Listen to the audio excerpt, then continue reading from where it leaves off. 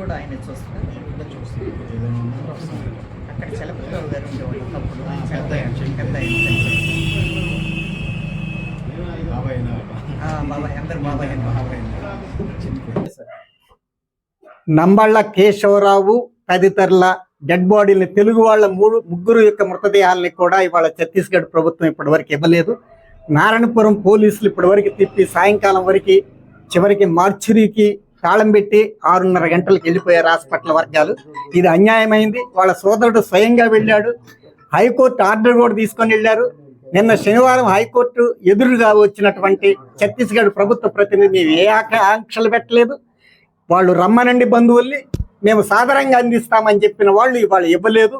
వాళ్ళు ఆంధ్రప్రదేశ్ ప్రభుత్వం మా పైన ఒత్తిడి వస్తుంది కనుక మేము పంపటం లేదని చెప్తున్నారు. దానికి సంకేతాలుగా అంబులెన్స్ ఓనర్ల మీద, అంబులెన్స్ డ్రైవర్ల మీద శ్రీకాకుళం ఎస్పీ ఆఫీస్ నుంచి, నాట్ ఎస్పీ ఆఫీస్ నుంచి కూడా ఒత్తిళ్లు వస్తున్నాయి. ఇవి మాకు కూడా రెండు ప్రభుత్వాలు, ఛత్తీస్గఢ్ ఆంధ్రప్రదేశ్ ప్రభుత్వం మీద ఒక లోపాయకారి ఒప్పందంతో డెడ్ బాడీని ఇవ్వకూడదనే ఒక అభిప్రాయానికి వచ్చినట్టుగా అనిపిస్తుంది. అంటే హైకోర్టు ఉత్తర్వుని సైతం కూడా ధిక్కరించిన ఈ పరిస్థితి చాలా అన్యాయమైంది. గతంలో మావోయిస్టు పార్టీ అగ్రనేతలు, సెంట్రల్ కమిటీ సభ్యులు అనేక మంది మరణించినప్పుడు కూడా డెడ్ బాడీలు ఇచ్చారు. ఇవాళ ఆ డెడ్ బాడీలు ఇవ్వకుండా చేసే మనిషికి ఏ ఊళ్ళో పుట్టాడో ఆ ఊళ్ళో తన అంత్యక్రియలు జరుపుకునే అవకాశం కూడా శవానికి చేయడం అనేది, ఒకవైపున మావోయిస్టులను నిర్మూలించాం, ఇక వాళ్ళ పని అయిపోయిందని చెప్పి అమిత్ షా, మోడీలు చెప్పుకుంటూ, రెండో వైపున డెడ్ బాడీ మీద అంత కక్ష కట్టారంటే ఎవరు ఓడిపోయారు, ఎవరు గెలిచారు ఇప్పుడు అనుమానంగా ఉంది. వాళ్ళని మేము చంపేశాం, ఇక వాళ్ళు ఓడిపోయారు, మేము గెలిచాం అన్నోళ్ళు మరి శవం మీద ఎందుకు? ప్రాణం లేని శవం మీద, శవం ఏముంది అక్కడ, కాల్చివేసేదే కదా. దానికి అంత భయపడిపోతుందంటే ఎవరు ఓడారు, ఎవరు గెలిచారని కూడా అనుమానం.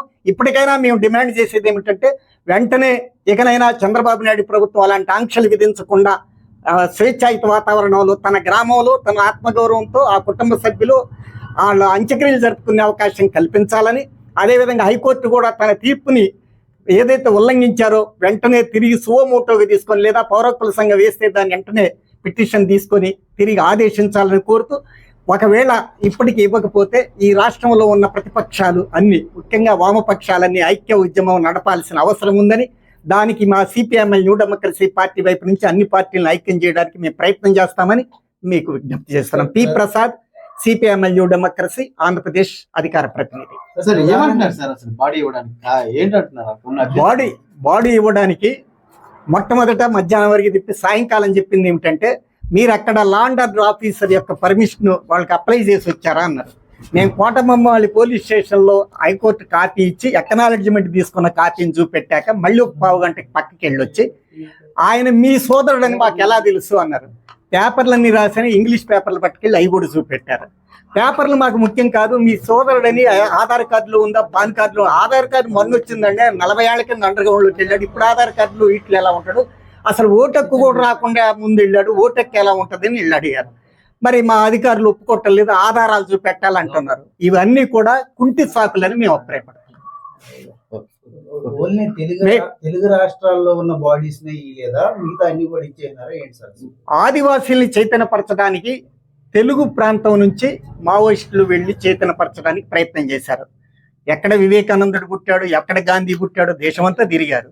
వాళ్ళ భావజాలం ప్రకారం ఆదివాసీల దగ్గరికి వెళ్ళారు. ఆదివాసీల్ని మావోయిస్టులని విడగొట్టడానికి ఆదివాసీలుగా సరిపోయిన వాళ్ళ డెడ్ బాడీలను ఇచ్చేసి కేవలం చైతన్యపరచడానికి ఒక త్యాగ నిరతతో వచ్చిన వాళ్ళని వేరు చేసి వాళ్ళ నుంచి వీళ్ళు వేరు చేయాలని ఒక వ్యూహాత్మకంగా డివైడ్ అండ్ రూల్ పాలసీని ప్రభుత్వం అనుసరిస్తుంది. ఇది సరైనది కాదు, ఇది అమానవీయమైందని మేము భావిస్తున్నాం.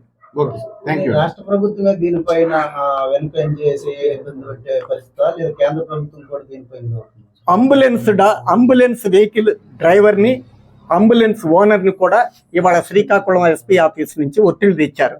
నీకు ఆధార్ కార్డు ఏంటి, నీ పాన్ కార్డు ఏంటి, ఇవన్నీ అడగడం అంటే బెదిరిపోయి వెనక్కి రావాలని.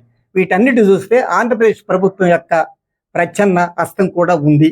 బాడీ ఇక్కడికి రాకుండా ఉండాలని మేము శ్రీకాకుళం జిల్లా ప్రజలకు విజ్ఞప్తి చేస్తున్నాం. మీకు పెద్ద చరిత్ర ఉంది, ఘనమైన చరిత్ర ఉంది.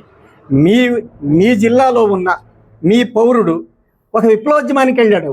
ఎవరు ఏ పార్టీ అనేది వాళ్ళ ఇష్టం, ఈ రాజ్యాంగం కల్పించినట్టు.